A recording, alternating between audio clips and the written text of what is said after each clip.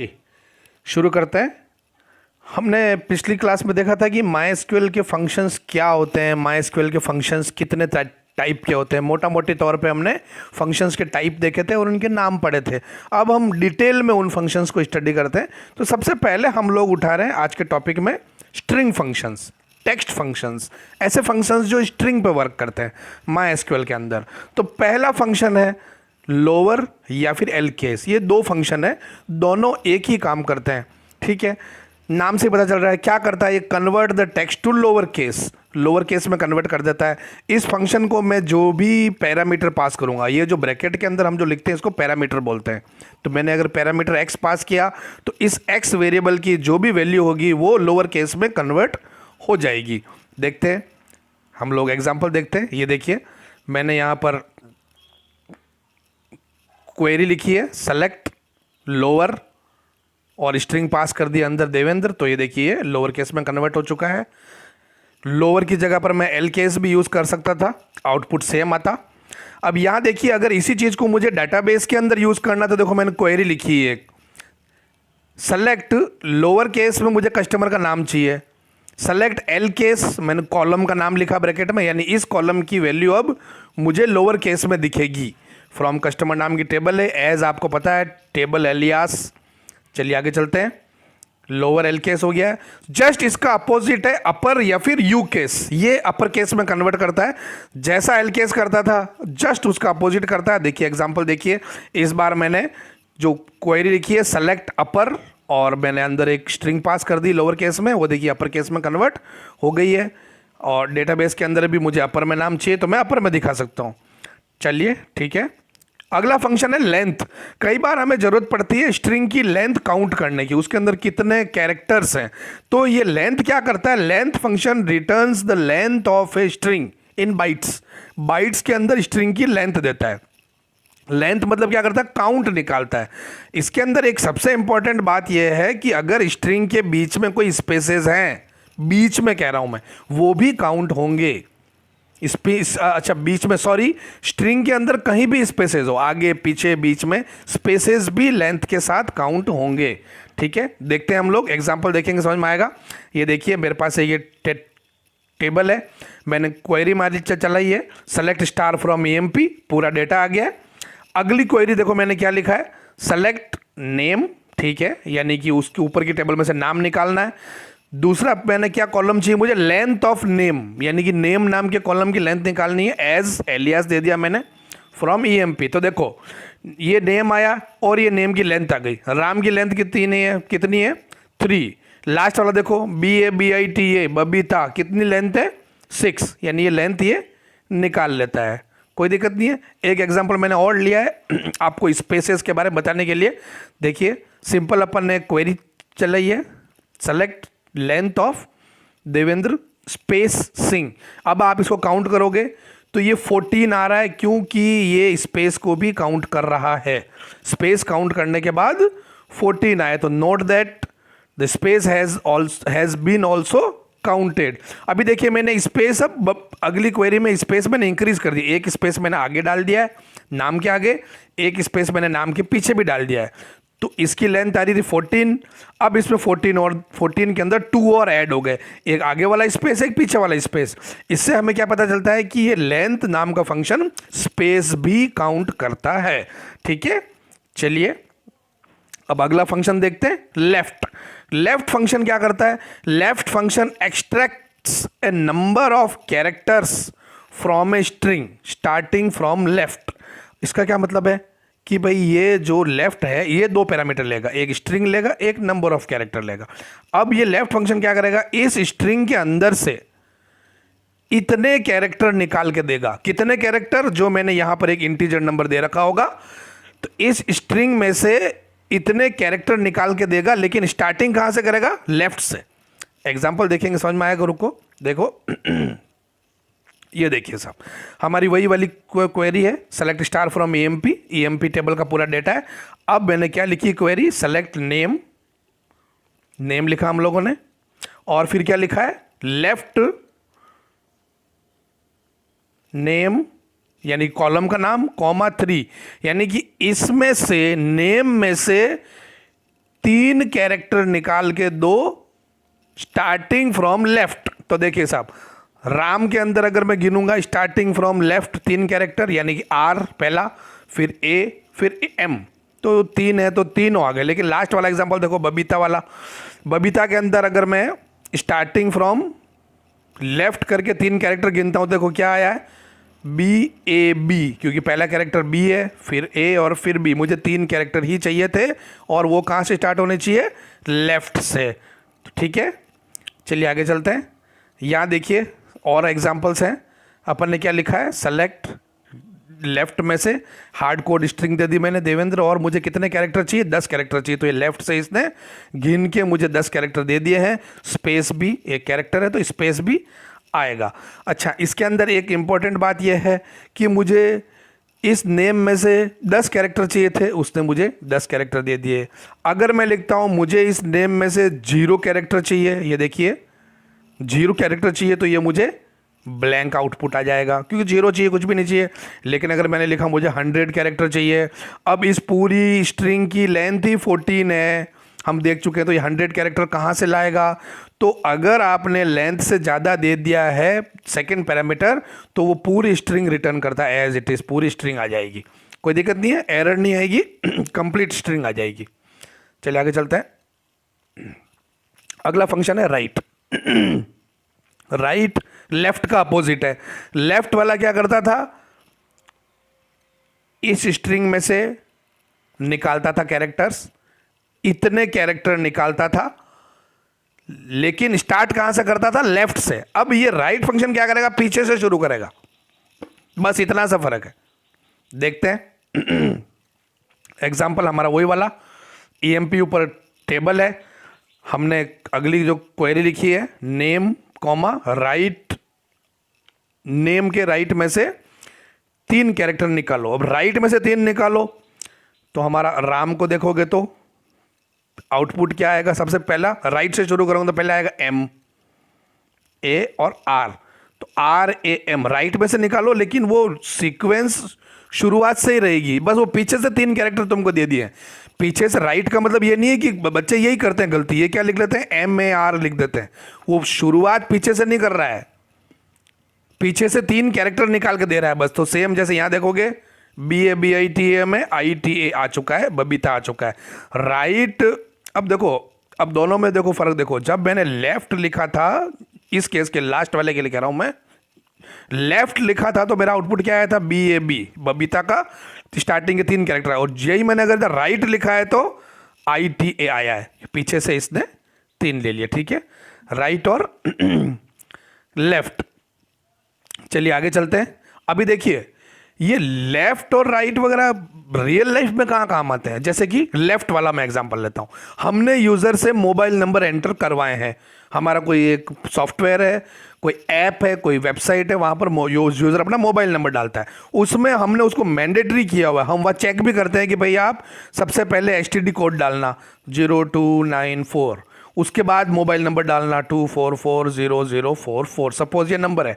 STD code हमेशा 4 digit का होता है, मुझे पता है ये बात, और मुझे ये पता है कि ये जो स्ट्रिंग है पूरी, ये पूरी स्ट्रिंग है मेरे लिए, डेटाबेस के लिए स्ट्रिंग है, इस स्ट्रिंग में शुरुआत के 4 कैरेक्टर एसटीडी कोड है। अब मुझे मेरे सॉफ्टवेयर के अंदर एसटीडी कोड मुझे चाहिए, इस फोन में से इस नंबर में से मुझे एसटीडी कोड निकालना है, तो क्या मैं लेफ्ट का यूज ले सकता हूं। लेफ्ट मैं यूज करूंगा मोबाइल नंबर, स्ट्रिंग का नाम यानी कि, और लेफ्ट में से 4 कैरेक्टर निकाल लो। तो अब देखो यहां पर क्या होगा, इस एग्जांपल के अंदर ये मोबाइल नंबर में से लेफ्ट में से 4 कैरेक्टर निकाल के मुझे दे देगा, 4 कैरेक्टर निकाल के देगा, मतलब क्या देगा, 0294, मेरे पास एसटीडी कोड आ गया। तो इस तरीके से मैं एक्सट्रैक्ट कर सकता हूं। ठीक है, चलिए आगे चलते हैं। अब अगला फंक्शन आता है राइट। अच्छा, राइट मैं आपको बता चुका हूं, जो कि लेफ्ट का उल्टा है। नेक्स्ट फंक्शन है एल ट्रिम। एल का मतलब है यहां पर लेफ्ट, लेफ्ट में से ट्रिम करना, ट्रिम मतलब काटना। अब ये एल ट्रिम क्या है भाई, क्या काटना है, ये क्या करता है, L trim function removes leading spaces from the left side of the string. कोई स्ट्रिंग है, उसके आगे अगर स्पेस दिए हुए हैं, देखो आगे अगर स्पेस दिए तो उन स्पेसेस को ये हटा देगा। आगे कह रहा हूं, स्ट्रिंग के आगे, starting of the string string के फ्रंट में, उनको बोलते हैं लीडिंग भी बोलते हैं। लेकिन नोट क्या लिखा हुआ है, ये स्ट्रिंग के बीच के स्पेसेस को नहीं हटाता है। ठीक है, अभी एग्जांपल देखेंगे आपको समझ में आएगा। ये एक स्ट्रिंग है मैंने क्या लिखा है, सेलेक्ट एल ट्रिम, और मैंने स्ट्रिंग पास कर दी। इस स्ट्रिंग के अंदर आप देखो मैंने बीच में भी कुछ स्पेस दे रखे हैं, पीछे भी स्पेस दे रखा है, और आगे भी स्पेस दे रखे हैं। तो मैंने यहाँ पर आगे स्पेस दे रखे हैं बीच में स्पेस दे रखे हैं, पीछे भी स्पेस दे रखे हैं। लेकिन हमारा एल ट्रिम क्या करता है, लेफ्ट में से ट्रिम करता है। ट्रिमिंग होता है ना, बाल काटते हैं, लेफ्ट में से ट्रिम करता है। तो इसने देखो लेफ्ट के स्पेसेस हटा दिए। जब ये आउटपुट प्रिंट हुआ तो देखो ये डी पहले ही कैरेक्टर है, ये देवेंद्र सिंह के आगे यहाँ पर स्पेस नहीं है, आगे यहाँ पर स्पेस नहीं है, ये सीधा आगे के स्पेस उड़ चुके हैं, ये पीछे के स्पेसेस हैं। यानी अगर मैं अब इसकी लेंथ निकालूं एल ट्रिम करने के बाद, अगर मैं लेंथ निकालूंगा तो इसके अंदर क्या होगा, ये देवेंद्र काउंट होगा, ये स्पेस काउंट होगा, ये सिंह काउंट होगा, और ये पीछे का स्पेस भी काउंट होगा, क्योंकि आगे का स्पेस तो उड़ चुका है एल ट्रिम के कारण। ठीक है, चलिए और एग्जाम्पल देखते हैं हम लोग, आपको अच्छी तरह समझ में आएगा। अब की बार मैंने क्या किया है,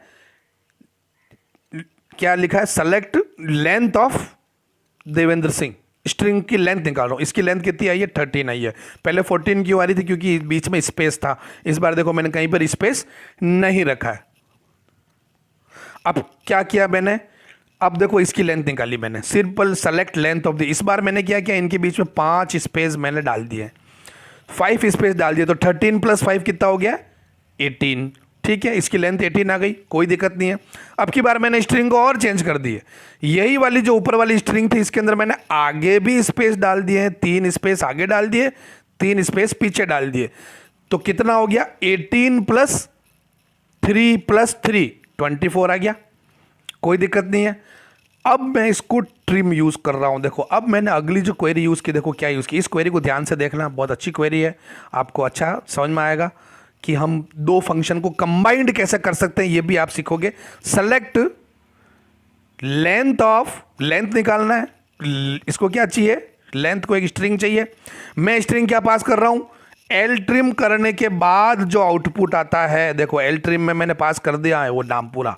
एल ट्रिम करने का जो आउटपुट आएगा, एल ट्रिम करने के बाद जो आउटपुट आएगा उसकी लेंथ निकालेगा। ये 2 फंक्शन एक साथ हो गए, फंक्शन इनसाइड ए फंक्शन कर सकते हैं, बिल्कुल कोई दिक्कत नहीं है। तो ये अब ये क्या करेगा, सबसे पहले तो इसको एल ट्रिम करेगा, एल ट्रिम करने के बाद जो आउटपुट आएगा उसकी लेंथ निकालेगा। अब ये इसको एल ट्रिम करके क्या करेगा, आगे के स्पेसेस हटाएगा। हमने कहा था आगे अपन ने कितने स्पेसेस डाले थे, 3, टोटल लेंथ कितनी थी 24, तो 24 - 3 कितना आ जाना चाहिए, 21। यानी कि एल ट्रिम ने अपना सही काम किया है। ठीक है, होप आपको समझ में आया होगा। आगे चलते हैं, आर ट्रिम। अब ये आर ट्रिम क्या होता है, आर ट्रिम एल ट्रिम का उल्टा है। एल ट्रिम क्या करता था कि लेफ्ट से स्पेसेस ट्रिम करता था, ये क्या करता है, पीछे से स्ट्रिंग के बैक साइड, स्ट्रिंग के पीछे ट्रेलिंग से स्पेसेस हटाता है, जस्ट उल्टा। ठीक है, देखते हैं क्या होता है। लेकिन ये आर ट्रिम भी स्ट्रिंग के बीच में जो कोई स्पेसेस होते हैं उनको नहीं हटाता है। हमने ये शुरुआत की है, एग्जाम्पल लिखा है आर ट्रिम निकालना। इस बार देखो यहां पर आगे स्पेस दिख रहा है देवेंद्र के आगे, आउटपुट के अंदर क्यों दिख रहा है, क्योंकि आगे वाला स्पेस इसने नहीं हटाया है, क्योंकि हमने आर ट्रिम यूज किया इसलिए इसने पीछे वाला स्पेस हटा दिया है। ठीक है, और एग्जाम्पल देखते हैं, वही वाला हमारा एग्जाम्पल है। हमने स्ट्रिंग लिखी है, select length of Devendra Singh, कितनी आई है इसकी लेंथ, 13 आई है। मैंने इसमें 5 स्पेस डाले, लेंथ आ गई 18। मैंने आगे 3 स्पेस डाले, पीछे 3 स्पेस डाले, आ गई 24। अब मैंने जब आर ट्रिम यूज़ किया तो पीछे के स्पेस उड़ चुके हैं, यानी 24 - 3 सेम वापस 21 आना चाहिए। 21 इसकी लेंथ आ गई है, कोई दिक्कत नहीं है। L trim R trim, hope आपको एल ट्रिम आर ट्रिम समझ में आया होगा। अब ये अगला फंक्शन है ट्रिम। अब हमने एल ट्रिम देख लिया, एल ट्रिम मतलब लेफ्ट में से ट्रिम करना। आर ट्रिम देख लिया, आर ट्रिम मतलब राइट में से ट्रिम करना। अब ये ट्रिम क्या करता है, ट्रिम दोनों तरफ से ट्रिम कर देता है। ये लेफ्ट से भी ट्रिम करता है और राइट से भी ट्रिम करता है। यानी कि किसी स्ट्रिंग के आगे और पीछे दोनों तरफ से स्पेसेस को उड़ा देता है, स्ट्रिंग के बीच में इन बिटवीन जो स्पेसेस हैं उनको नहीं उड़ाता है। ठीक है, हम लोग एग्जांपल देखते हैं। ये देखिए, इसकी हमने देखा था 24 थी लेंथ, क्यों थी? क्योंकि 5 स्पेस बीच में है, 3 स्पेस आगे हैं, 3 स्पेस पीछे हैं और 13 इसकी लेंथ है। तो ये टोटल हो गया 24। अब मैंने यूज़ किया है ट्रिम करने के बाद मैं लेंथ निकाल रहा हूँ। ट्रिम करने के बाद तो ट्रिम क्या करेगा, आगे के स्पेस उड़ा देगा यानी कि 3 स्पेस गए, पीछे के स्पेस उड़ा देगा यानी 3 स्पेस गए, टोटल 6 स्पेसेस चले गए हैं। मैंने आपको बता चुका हूँ कि एल ट्रिम, आर ट्रिम और ट्रिम तीनों फंक्शन स्ट्रिंग के बीच में अगर कोई स्पेसेस है तो उनको नहीं उड़ाते हैं, यानी कि ये तो एज इट इज़ हैं। तो 6 माइनस हो गया है किस में से, 24 में से, तो कितना आ गया 18। ठीक है साहब, होप आपको अंडरस्टूड हो गया होगा। ट्रिम फंक्शन बहुत ज़्यादा यूज़ होता है। अब ये जो फंक्शंस हम लोग बना रहे हैं, जब अभी मैं ट्रिम की बात कर रहा हूँ, ये फंक्शन बहुत यूज़फुल होते हैं डेटाबेस की इंटीग्रिटी मेंटेन करने के लिए। भाई डेटाबेस की इंटीग्रिटी मतलब डेटाबेस के अंदर करेक्ट डाटा रहे, ऐसा नहीं कि कुछ भी गार्बेज डाटा आ गया हो। जैसे कि हम लोग अगर एक सॉफ्टवेयर बना रहे हैं जिसमें मैं चाहता हूँ कि यूज़र अपना यूज़र आईडी डाले या नाम डाले, यूज़र आईडी नेम, तो क्या किसी के नाम के आगे स्पेसेस होंगे क्या? अब यूज़र तो टाइप कर सकता है, आगे 4 स्पेस टाइप करेगा, उसके बाद लिखेगा अपना नाम। सेम यूज़र आईडी के अंदर भी अपना आईडी लिखेगा और उसके बाद पीछे है ना 50 स्पेस डाल देगा और एंटर बटन दबा देगा। अब चूंकि ये देखो स्पेस भी स्ट्रिंग के अंदर इंक्लूड होते हैं, यानी हमें जो सॉफ्टवेयर के अंदर जो इनपुट मिलेगा, ये जो यूज़र आईडी मिलेगा वो कंप्लीट यूज़र आईडी मिलेगा, यानी उसने जो टाइप किया प्लस साथ में जो स्पेस डाले ये भी हमारे पास आएंगे, क्योंकि ये भी हमारे पास आएंगे। तो अब लेकिन इन स्पेसेस का क्या मतलब है, आगे नाम के आगे स्पेस का क्या मतलब है, ऐसा कभी होता है क्या? तो हम लोग क्या करते हैं कि इनसे हमारा डेटाबेस करप्ट होता है, डेटाबेस में गलत डाटा जाता है। तो इन चीज़ों के लिए क्या हम लोग फ्रंट एंड पे, यानी कि हमारी जो प्रोग्रामिंग लैंग्वेज है, सपोज पाइथन है, वहाँ पर भी हम लोग ये चेक लगाते हैं, यूज़र को बताते हैं भाई आपने गलत डाला है या हटाओ इसको, या हम खुद हटा लेंगे। स्पेसेस तो अपन खुद ही हटा सकते हैं, उसको कहने की भी जरूरत नहीं है। लेकिन हम लोग यही चेकिंग फिर से बैकएंड में भी करते हैं। बैकएंड मतलब डाटाबेस में इंसर्ट करते समय भाई सॉफ्टवेयर 2 लेवल पे बनता है, एक तो होता है फ्रंट एंड, एक होता है बैक एंड। फ्रंट एंड यानी जो आपको दिखता है, ये बना मान लो पाइथन के अंदर, बैक एंड बना सपोज MySQL के अंदर। यूज़र ने डाटा यहाँ डाला है, फ्रंट एंड में डाटा डाला, फ्रंट एंड में डाटा की कुछ प्रोसेसिंग हुई, फ्रंट एंड ने डाटा ट्रांसफर कर दिया बैक एंड को, और बैक एंड में डाटा जाके सेव हो गया MySQL में। तो हमने 2 लेयर चेकिंग कर दी, यहाँ पर भी डाटा को वैलिडेट किया, इसको बोलते हैं डेटा वैलिडेशन। डेटा वैलिडेट करना, भाई आपने ईमेल सही डाला नहीं डाला है, अभी आगे और मैं बताऊंगा इसके बारे में आपको। आपने मोबाइल नंबर सही डाला नहीं डाला है, सपोज जैसे मेरा फंक्शन था LENGTH, क्या करता था LENGTH, लेंथ फंक्शन क्या करता है, स्ट्रिंग की लेंथ निकालता है। मैंने यूजर से मोबाइल नंबर डलवाया, मुझे पता है मोबाइल नंबर कितने डिजिट का होता है, 10 डिजिट का होता है, ना तो 9 डिजिट का हो सकता है और ना 11 का हो सकता है, एग्जैक्ट 10 डिजिट का मोबाइल नंबर होता है। ठीक है, तो पहले तो मैं यहां चेक करूंगा उसकी लेंथ। पाइथन में भी ऐसे फंक्शन होते हैं बने बनाए कि वो मोबाइल नंबर की लेंथ चेक करेगा, अगर 10 नहीं है तो एरर दे देगा। फिर जब वो डाटा MySQL को पास करेगा तो मैं फिर से चेक करूंगा कि ये लेंथ बराबर है या नहीं है, तभी उस डाटा को डेटाबेस में डालूंगा। अगर मैंने पहले से, अगर किसी ने ABC लिख दिया, किसी ने 1 2 3 लिख दिया और मैंने अगर वो मोबाइल नंबर डेटाबेस में डाल दिया तो मेरे लिए वो गार्बेज डाटा है। तो लेकिन मैंने एक बात, अब क्वेश्चन ये आता है, जब मैं फ्रंट एंड पे डेटा चेक कर चुका हूं और चेक करने के बाद मैं बैक एंड को दे रहा हूं, तो फिर मुझे ये सेकेंड टाइम उस डेटा को वैलिडेट करने की या चेक करने की जरूरत क्यों है? ऐसा इसलिए है कि हो सकता है इसको किसी ने हैक कर लिया हो, और फ्रंट एंड को हैक करना इजी होता है।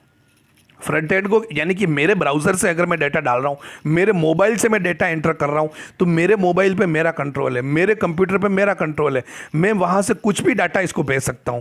अगर सपोज यहां पर किसी ने हैक कर लिया, तो हम लोग एक सेकेंड लेयर ऑफ सिक्योरिटी रख रहे हैं कि कम से कम अगर लेयर 1 पे किसी ने हैक कर दिया तो सेकेंड लेयर में मैं फिर से डेटा वैलिडेट करूं, ताकि मेरा डेटाबेस की इंटीग्रिटी बनी रहे, मेरा डेटाबेस करप्ट ना हो। तो ये फंक्शंस इस तरीके से काम आते हैं वाइल मेकिंग सॉफ्टवेयर्स, तो कोई दिक्कत नहीं है।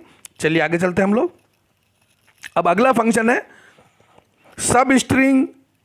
इस फंक्शन को 3 अलग अलग फंक्शन है, तीनों फंक्शन का एक ही काम है, कोई टेंशन नहीं लेने। चाहे आप सब स्ट्रिंग लिखो, चाहे सब str लिखो, चाहे लिखो MID मिड लिखो, कोई दिक्कत नहीं है। ये क्या करता है, सब स्ट्रिंग या सब str या मिड फंक्शन क्या करता है, इट एक्सट्रैक्ट्स ए सब स्ट्रिंग फ्रॉम ए स्ट्रिंग। एक कोई स्ट्रिंग दी हुई है, उस स्ट्रिंग का एक टुकड़ा निकाल के हमें देता है। अब वो टुकड़ा निकालेगा तो भाई क्या टुकड़ा निकालेगा, कैसे टुकड़ा निकालेगा, तो इसका सिंटेक्स देखते हैं।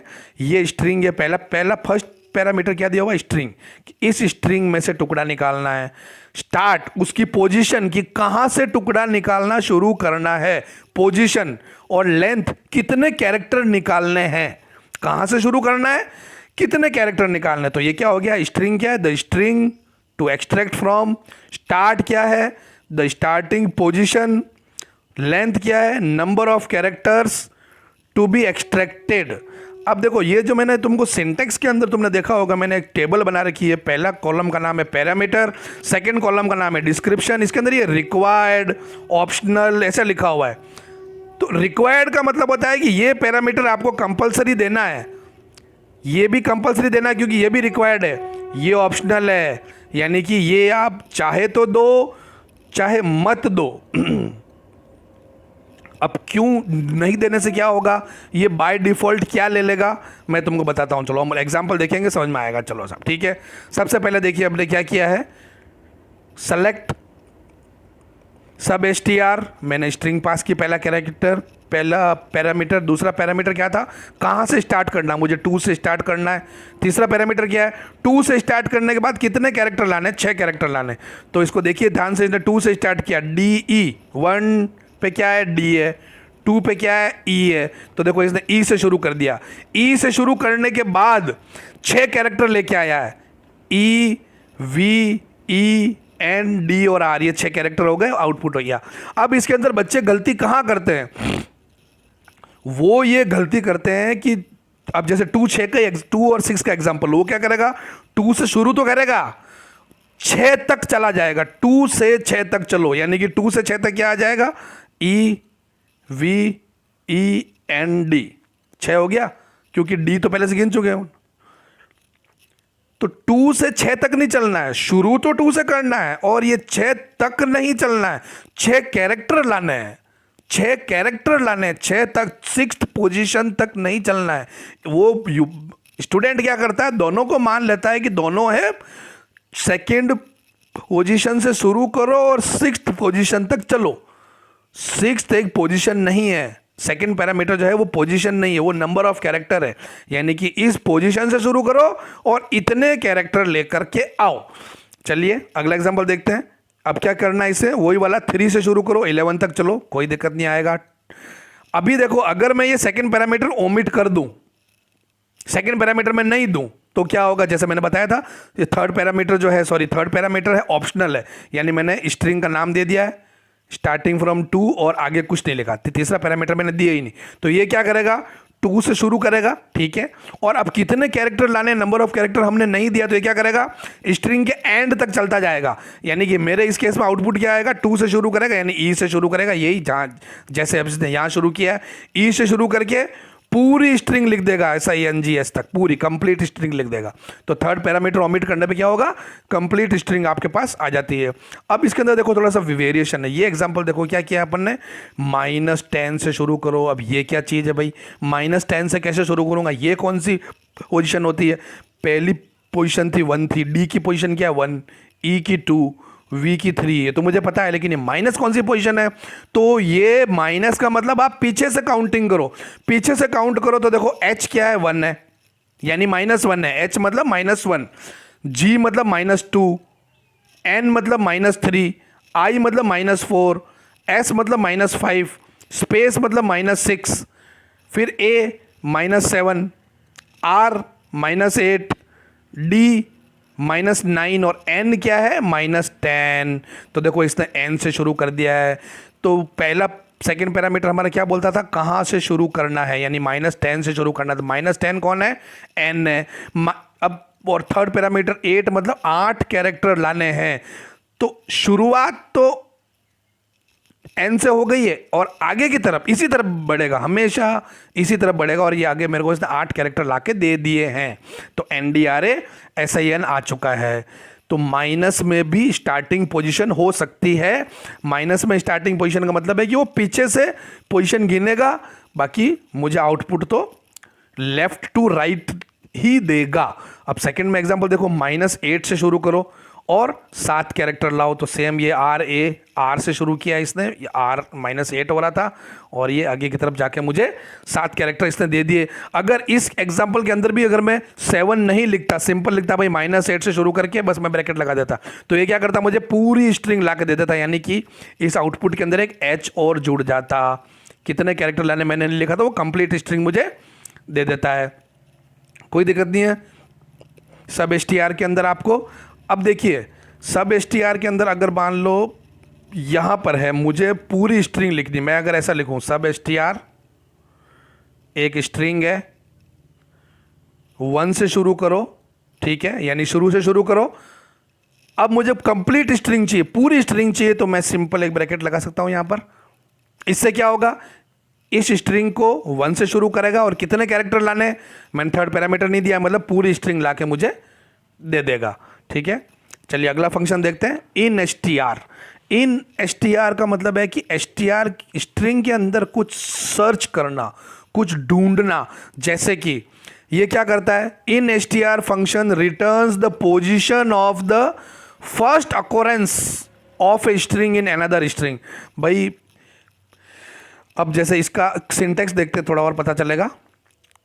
स्ट्रिंग 1 के अंदर सर्च करना है और स्ट्रिंग 2 को सर्च करना है। स्ट्रिंग 2 को स्ट्रिंग 1 के अंदर सर्च करना है, अगर वो उसमें प्रेजेंट है तो उसकी पोजीशन बता दो, और प्रेजेंट नहीं है तो 0 बता दो। जैसे कि मैं कहता हूं, मैंने एग्जांपल लिखा है DEVENDRA, ये मेरी स्ट्रिंग है। मैं बोलता हूं भाई इसमें ई सर्च करो, क्या इसमें ई है, तो शुरुआत से देखेगा डी की क्या पोजीशन है 1, ई की पोजीशन 2, 3, वी की 3, वापस ई की 4, फिर 5, ठीक है। तो कम माई एसक्यूएल को क्या पता चलेगा कि नंबर 2 पर और नंबर 4 पर ई है। इन एसटीआर के हिसाब से देखें तो ई है, 2 पर भी है, 4 पर भी है। अब ये लेकिन मुझे किसकी पोजीशन बताएगा, क्या मुझे 2 बताएगा या 4 बताएगा, तो हमने इसकी डेफिनेशन पढ़ी थी, फर्स्ट ऑकरेंस, पहली बार जहां आया है वो पोजीशन देगा, यानी मुझे आउटपुट क्या आएगा, 2 आएगा। आउटपुट मुझे दे देगा हाँ भाई ई है और वो 2 पोजीशन पर है, फर्स्ट ऑकरेंस दे देगा। लेकिन अगर मैं इसी के अंदर ढूंढता हूं कि भाई इसमें जेड है क्या इस स्ट्रिंग में, तो जेड इसमें नहीं है, तो आउटपुट क्या आएगा 0। मैंने बोला था अगर स्ट्रिंग प्रेजेंट नहीं है तो आउटपुट क्या आएगा 0 आ जाएगा। अब इसके अंदर सबसे काम की बात, ये function case insensitive search perform करता है। हम लोग देख चुके हैं केस इनसेंसिटिव मतलब कि यहाँ पर स्मॉल ए और कैपिटल ए में कोई फर्क नहीं है। आप अगर स्मॉल ए सर्च मार रहे हो और अगर उसको कैपिटल ए मिल गया तो भी वो उसको कंसिडर करेगा, ये केस सेंसिटिव सर्च नहीं है, ठीक है। इसका एग्जाम्पल देखते हैं, इन एसटीआर देखिए साहब, सेलेक्ट इन एसटीआर, स्ट्रिंग का नाम दिया और वी सर्च मार रहा हूं, आउटपुट क्या आया 3, क्योंकि देखो D1 है, E2 और V3, ठीक है। इन एसटीआर के अंदर मैं स्ट्रिंग भी सर्च मार सकता हूं। अब मैंने क्या स्ट्रिंग सर्च मारी, DEV, देव नाम की स्ट्रिंग इसमें है क्या, बिल्कुल है, ये DEV स्टार्टिंग में ही है, तो आउटपुट क्या आ गया, पोजीशन क्या आ गई 1 पोजीशन पर ही DEV है। सेम यहां पर देखा मैंने E, तो E सेकंड पे है। अब मैंने यहां पर ढूंढा है थर्ड, लास्ट एग्जांपल में क्या ढूंढ रहा हूं, देवेंद्र सिंह में क्या ढूंढ रहा हूं, नेपा, क्या इसमें नेपा है, नहीं है, तो आउटपुट क्या आ गया है 0 आ गया है। तो इन एसटीआर, अच्छा इन एसटीआर का मैं तुम्हें प्रैक्टिकल एग्जांपल बताता हूं। सपोज हम लोग है ना ईमेल यूजर से डलवाया है और ईमेल का वैलिडेशन करना है। मुझे पता है कि एक ईमेल के अंदर @ और डॉट तो जरूर होगा ना भाई, DEV@gmail.com, यानी @ और डॉट तो हमेशा आता ही है। तो मैं @ को ढूंढूंगा इन एसटीआर के अंदर, क्या @ प्रेजेंट है, अगर उसकी पोजीशन 0 नहीं आती है यानी कि उसमें प्रेजेंट है, कहीं ना कहीं तो है। सेम डॉट वाला भी उसमें प्रेजेंट है। अभी देखो, अब मैं इस स्ट्रिंग के अंदर ढूंढता हूं, यही वाला एग्जांपल, यही जो स्ट्रिंग है इसके अंदर इन एसटीआर लगा के @ की पोजीशन ढूंढता हूं, क्या आएगा, ये क्या लिखा हुआ है DEV 1 2 3 4, तो मेरे पास आउटपुट ये आएगा कि चौथे पोजीशन पर @ है, ठीक है। उसके बाद ई की पोजीशन आएगी, सपोज इसकी पोजीशन आई 8, मान लो कुछ भी, क्योंकि यहाँ जीमेल नहीं होता, याहू होता, हॉटमेल होता, तो पोजीशन इसकी भी चेंज हो सकती है और इसकी भी चेंज हो सकती है। ऑफ कोर्स ये भी हमेशा 4 नहीं रहेगा, लेकिन एक बात तो पक्की है कि ये जो डॉट की पोजीशन है ये हमेशा एट द रेट की पोजीशन से ग्रेटर रहेगी। ऐसा नहीं हो सकता है कि पहले डॉट आए उसके बाद एट द रेट आए। तो ये भी मैं एक डबल वैलिडेशन लगा सकता हूं कि पहले मैं चेक करूं कि इसके अंदर एट द रेट है, ठीक है 4 पोजीशन पे है, क्या इसमें डॉट है। तो मेरा पहला तो हुआ कि हाँ भाई जो यूजर ने ईमेल डाला इसमें ये दोनों चीजें है। तीसरा मैं देखूंगा कि भाई क्या ये डॉट जो है, डॉट की पोजीशन एट द रेट की पोजीशन से ग्रेटर है। तो ये भी मैं एक वैलिडेशन कर सकता हूं। अच्छा, दूसरा और भी वैलिडेशन इसके अंदर क्या हो सकता है, सपोज कि मोबाइल नंबर मैंने यूज़र से डलवाया। मोबाइल नंबर मैं चाह रहा हूँ कि केवल और केवल हमारे रिलायंस का मोबाइल नंबर ही वैलिड हो, दूसरा मोबाइल नंबर आप नहीं डाल सकते। अच्छा, अभी तो क्या है कि जब से नंबर पोर्टेबिलिटी आई है तब से सिनारियो चेंज हो गया। पहले क्या होता था कि रिलायंस का नंबर हमेशा 93 से शुरू होता था, BSNL का नंबर हमेशा 94 से शुरू होता था। तो मैं इन STR मोबाइल नंबर के अंदर सर्च मारूंगा 93 को, इसकी पोजीशन अगर 1 आएगी यानी कि मेरा जो यूज़र ने मोबाइल नंबर डाला वो 93 से ही शुरू हुआ, क्योंकि पोजीशन 1 आई है यानी शुरुआत में ही 93 है, तो मुझे पता चल गया ये कौन सा मोबाइल है। सेम 94 भी मैं पोजीशन सर्च मार सकता हूं, ठीक है। चलिए आगे चलते हैं, या फिर इसी वापस ईमेल का मोबाइल नंबर का एग्जांपल बताऊं। हम लोग एक वेबसाइट बना रहे हैं जिसमें हमारे यूज़र से उसका मोबाइल नंबर हम लोग एंटर करवाते हैं। यूज़र हमारा इंडिया से भी आता है, पाकिस्तान से भी आता है, अमेरिका से भी आता है, वर्ल्ड वाइड यूज़र्स हैं हमारे। वो अपना मोबाइल नंबर डालेंगे तो आगे क्या डालेंगे, कंट्री कोड, यानी इंडिया वाला डालेगा 91 लिखने के बाद अपना मोबाइल नंबर डालेगा, पाकिस्तान वाला 92 लिखने के बाद अपना मोबाइल नंबर डालेगा, सेम अमेरिका वाला 01 लिखने के बाद अपना मोबाइल नंबर डालेगा। तो मुझे ये पता है कि भाई शुरुआत के जो 2 कोड हैं वो मोबाइल नंबर का कंट्री कोड है। तो मैं, अगर मुझे किसी ने बोला भाई आप इन मोबाइल नंबर के डेटा में से केवल उन लोगों का डेटा निकालो जो इंडिया का मोबाइल जिन्होंने डाला, जो इंडिया के रहने वाले हैं, जिन्होंने इंडियन मोबाइल नंबर डाला है, तो मुझे पता है इंडियन मोबाइल नंबर के आगे 91 होगा, कंट्री कोड 91 ही है, आगे चाहे कोई भी मोबाइल नंबर हो। तो मैं सर्च क्या मारूंगा, क्वेरी क्या लिखूंगा, सेलेक्ट स्टार फ्रॉम यूजर, मान लो यूजर डेटा है, वेयर INSTR, समझना INSTR मोबाइल, ये मोबाइल का मेरा कॉलम का नाम है मोबाइल, कॉमा ब्रैकेट में 91 ब्रैकेट बंद इक्वल टू 1। अब देखो ये समझो इसको क्या बोलना चाह रहा है ये, कि भाई आपका जो मोबाइल नंबर है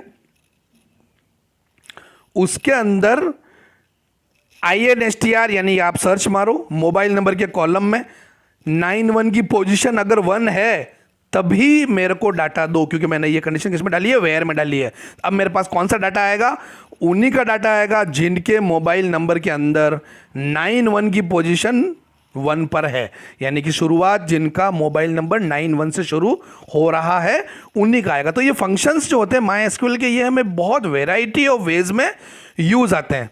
चलिए आगे बढ़ते हैं, हम लोग बहुत पीछे रह रहे हैं, बहुत स्लो चल रहा है, वीडियो बहुत बड़ा हो जाएगा। कॉनकेट फंक्शन क्या होता है, ये 2 या 2 से ज्यादा स्ट्रिंग को ऐड करता है, चिपका देता है। भाई STR1 है उसके पीछे STR2 चिपका देगा, पीछे STR3 चिपका देगा, इन तीनों को मिला के एक स्ट्रिंग बना देगा, 3 अलग अलग स्ट्रिंग की एक स्ट्रिंग बना देगा। अब 3 ही नहीं, इसका सिंटेक्स देखो, 3 से ज्यादा भी स्ट्रिंग हो सकती है, ठीक है। लेकिन इसके अंदर एक खास बात क्या है, नोट देखो, अगर इन स्ट्रिंग में से कोई भी स्ट्रिंग नल है तो फाइनल आउटपुट क्या आएगा, नल आएगा, ठीक है। कंफ्यूज नहीं होना है। एग्जांपल देखिए, मैंने लिखा है सेलेक्ट कॉनकेट, स्ट्रिंग नंबर 1 पास की, स्ट्रिंग नंबर 2 पास की, स्ट्रिंग नंबर 3 पास की, तो इसने देखो मुझे कॉनकेट करके दे दिया है, तीनों चिपक गई है बिल्कुल स्ट्रिंग, इसने एक फाइनल स्ट्रिंग बना दी है। मैंने अगला एग्जांपल देखिए क्या किया अपन लोगों ने, select concat Devendra, second string Singh, third string null डाला है, तो फाइनल आउटपुट क्या आ गया, नल, क्योंकि हमने कहा था कि जो स्ट्रिंग्स है उनमें से कोई भी स्ट्रिंग अगर नल है तो फाइनल आउटपुट क्या आ जाएगा, नल आ जाएगा। इसको MySQL में कैसे यूज ले सकते हैं प्रैक्टिकल में, मेरे डेटाबेस के अंदर यूजर का फर्स्ट नेम का अलग कॉलम है और एल नेम यानी लास्ट नेम का अलग कॉलम है। अब मुझे यूजर का पूरा नाम उसे दिखाना है, फर्स्ट नेम दिखाना है फिर लास्ट नेम दिखाना, तो मैंने क्या लिखी, query select concat F name comma L name, दोनों कॉलम का नाम लिख दिया, एज एलियास दे दिया, नेम फ्रॉम स्टूडेंट। अब ये मेरे पास पूरा नाम आएगा, ठीक है। अब ये कॉन्केट का एक वेरिएंट है, यहां देखो ये क्या करता है कॉन्केट फंक्शन की, एज इट इज इनको कॉन्केट कर देता है, एज इट इज एक के पीछे एक चिपका देता है, बीच में कोई भी कैरेक्टर इंसर्ट नहीं करता है। देवेंद्र सिंह था तो इसने बीच में कुछ भी नहीं डाला अपनी तरफ से, दोनों को एज इट इज इसने चिपका दिया। तो ये जो WS है विथ सेपरेटर, एक सेपरेटर डालना है मुझे अंदर, बाकी सब कुछ सेम है, कोई फर्क नहीं है। देखिए सेपरेटर, अभी एग्जांपल देखिए, मैंने ये एग्जांपल लिया है, हमारी वही वाली क्वेरी है पहले वाली। अगर मैं जब कॉन्केट फंक्शन यूज ले रहा हूं तो वो क्या करता है, एज इट इज चिपका देता है। अब मैंने कॉन्केट WS फंक्शन यूज किया है विथ सेपरेटर, और कॉन्केट WS में जो पहला पैरामीटर पास करते हैं वो होता है कि आपको कौन सा सेपरेटर यूज करना। मैंने प्लस डाला, आप स्पेस डाल सकते हो, कुछ भी डाल सकते हो, और जो बाकी जो पैरामीटर्स हैं वो है स्ट्रिंग्स जिनको कॉन्केट करना है। तो आउटपुट देखो क्या आया, इसने इन तीनों स्ट्रिंग को प्लस से कॉन्केट किया है, देखो बीच में इसने प्लस डाल दिया है, और हमारे ऊपर वाला एग्जांपल में इसने बीच में कुछ भी नहीं डाला था, यहाँ पर देखो प्लस डाल दिया, तो ये सेपरेटर। तो इससे हमें क्या पता चला है कि जो पहला पैरामीटर जो होता है वो होता है सेपरेटर, और उसके बाद स्ट्रिंग्स आ जाती है। और कॉन्केट फंक्शन में क्या था, ये सेपरेटर नाम का पैरामीटर था ही नहीं, डायरेक्ट स्ट्रिंग आ जाती थी, ठीक है। अभी इसके अंदर देखो, अब इसके अंदर एक नोट, पहला नोट देखो, अगर सेपरेटर मैंने नल डाल दिया तो फाइनल आउटपुट नल आएगा, ध्यान रखना। अगर सेपरेटर की वैल्यू मैंने क्या डाल दी है, नल, तो फाइनल आउटपुट नल आएगा। दूसरा नोट देखिए, अगर कोई भी स्ट्रिंग नल है तो फाइनल आउटपुट नल नहीं आएगा। कॉन्केट में क्या हो रहा था कि तीनों स्ट्रिंग या चारों स्ट्रिंग, जितनी भी स्ट्रिंग है उनमें से अगर एक भी स्ट्रिंग नल है तो फाइनल आउटपुट क्या आता था, नल आता था। लेकिन यहां पर देखो सिर्फ अगर सेपरेटर नल है तो फाइनल आउटपुट नल आएगा, स्ट्रिंग अगर कोई नल है तो आउटपुट नल नहीं आएगा। एग्जाम्पल हम लोग देखते हैं, अभी आपको और समझ में आएगा। एक मिनट क्या हो रहा है देखते हैं, सॉरी, थोड़ा सा ध्यान रखिए, कोई दिक्कत नहीं, चलिए आगे चलते हैं। अभी इसका एग्जाम्पल देखो, ये मैंने इसको, अच्छा ये आप मुझे बताओ, देखो ये मैंने किया था कि यहाँ पर मैंने सेपरेटर क्या यूज़ किया, पहली स्ट्रिंग क्या यूज़ की, प्लस, तो ये आउटपुट में क्या आ गया है, प्लस से सेपरेट हुए, तीनों स्ट्रिंग प्लस से कॉन्केट हुई है। इसका आउटपुट देखो ये क्या लिखा हुआ भाई, ये मैंने लिखा है select concat with separator string number 1, string number 2, string number 3। Output ये क्या आया भाई, देखिए जरा आउटपुट आप मुझे इसका मुझे बताइए, समझिए कि ये आउटपुट इसका क्यों आया है। कमेंट सेक्शन में मुझे आउटपुट लिख के दीजिए, आप खुद इसको अंडरस्टैंड कीजिए कि सर ये आउटपुट क्यों आया। देखो बताओ ये क्या है, सिंह देवेंद्र उदयपुर, ये उल्टा पुल्टा कैसे हो गया भाई, जबकि मैंने कॉन्केट WS यूज़ किया था। इसका आउटपुट मुझे कमेंट सेक्शन में लिख के आप सारे लोग बताइए, समझिए क्यों आया ये वाला आउटपुट, ठीक है। चलिए आप ही बताएंगे इसका आउटपुट। अभी ये देखिए, अभी मैंने बोला था कि अगर मैं सेपरेटर की वैल्यू नल डाल दूं तो फाइनल आउटपुट नल आएगा, और फिर मैंने बोला था कि अगर मैं सेपरेटर की वैल्यू तो नल नहीं डालूं और स्ट्रिंग मैंने कोई भी एक नल डाल दी तो फाइनल आउटपुट नल नहीं आएगा, ठीक है। कॉन्केट WS हो गया। अब एक फंक्शन और है रिवर्स, नाम से पता चल रहा है ये क्या करता है, किसी भी स्ट्रिंग को रिवर्स कर देता है, उल्टा कर देता है। जैसे ये देखिए example, select reverse of Devendra, तो ये देखिए पूरा स्पेलिंग उल्टी होके मेरे पास आ गई है, ठीक है, कोई दिक्कत नहीं है। तो ये MySQL के जो फंक्शंस थे आज हमने देखे हैं, स्ट्रिंग फंक्शंस देखे हैं।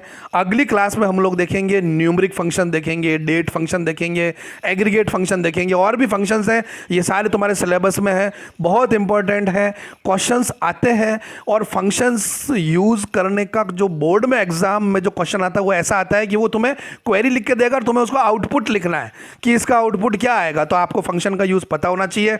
एक बहुत इंपॉर्टेंट बात, इसके अंदर जो स्टूडेंट्स अमूमन जो गलती करते हैं, क्या करते हैं कि पोजीशन जो है, हर हमने देखा कि भाई मेरा चाहे इन str था चाहे सब str था, इन सभी में मेरी पोजीशन यूज़ हो रही थी। तो पोजीशन हमेशा, जैसे कि ये स्ट्रिंग है DEV, तो D की पोजीशन रहेगी 1, E की 2, V की 3, यानी कि शुरुआती पोजीशन क्या रहती है, 1 से शुरू होती है। जबकि हम लोग देखते हैं कि प्रोग्रामिंग लैंग्वेजेस के अंदर, चाहे पाइथन हो चाहे जावा हो, किसी भी स्ट्रिंग की पहली पोजीशन 0 से शुरू होती है। प्रोग्रामिंग लैंग्वेज के अंदर पोजीशन, यानी कि अगर यही चीज इसी देव की अगर मैं पोजीशन देखूं पाइथन में या पीएचपी में देखूं तो डी की पोजीशन होगी 0, ई की होगी 1 और वी की होगी 2, तो 0 1 2 होगी यहां। लेकिन माई एसक्यूएल में पोजीशन कहां से स्टार्ट होती है, 1 से शुरू होती है। तो ये गलती स्टूडेंट करते हैं, वो क्या करते हैं, या माई एसक्यूएल के अंदर भी 0 से शुरू कर देते हैं, तो आपका पूरा आउटपुट गलत हो जाता है, 0 मार्क्स आते हैं। तो होप आपको ये लेक्चर पसंद आया होगा। पढ़िए, समझिए, कोई डाउट है तो पूछिए। एंजॉय। Okay, bye.